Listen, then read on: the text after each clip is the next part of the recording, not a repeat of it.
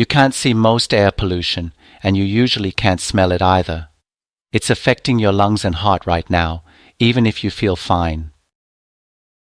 Nearly everyone on Earth is exposed to unhealthy air at least some of the time.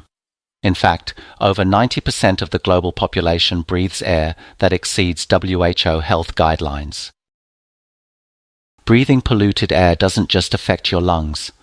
Tiny particles can travel from your lungs into your bloodstream and even reach your brain, impacting your entire body.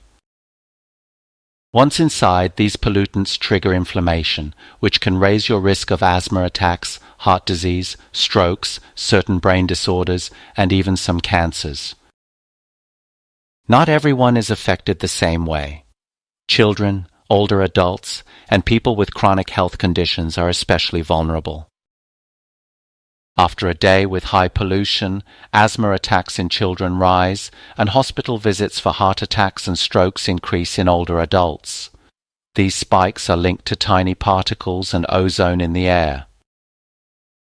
Air pollution today looks different than it did decades ago. Regulations have drastically reduced lead from gasoline and sulfur dioxide from power plants, improving air quality. But other pollutants remain. Tiny particles called PM2.5 come from cars, factories, and power plants, and they can penetrate deep into your lungs. Ozone is another tricky pollutant. It forms when sunlight reacts with chemicals from cars and industry, irritating and damaging your airways. Wildfire smoke is becoming a growing problem. Fires are more frequent and intense, releasing particles, metals, and chemicals that can travel hundreds of miles and affect your lungs far from the fire. Outdoor pollution doesn't stay outside. It can seep into your home through windows, doors, and ventilation systems. Indoor air has its own pollutants too, such as gas stoves, fireplaces, cigarette smoke, mold, dust, pet dander, and pests, which can all reduce air quality.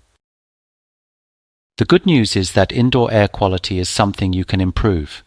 Simple steps, like using air purifiers, ventilating while cooking, and avoiding indoor smoking, can make a big difference.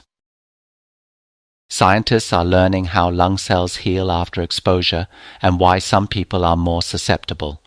This research helps doctors prevent and treat illnesses caused by air pollution. You may not see or smell air pollution, but now you know how it affects your body and how you can protect yourself to breathe easier both indoors and outdoors.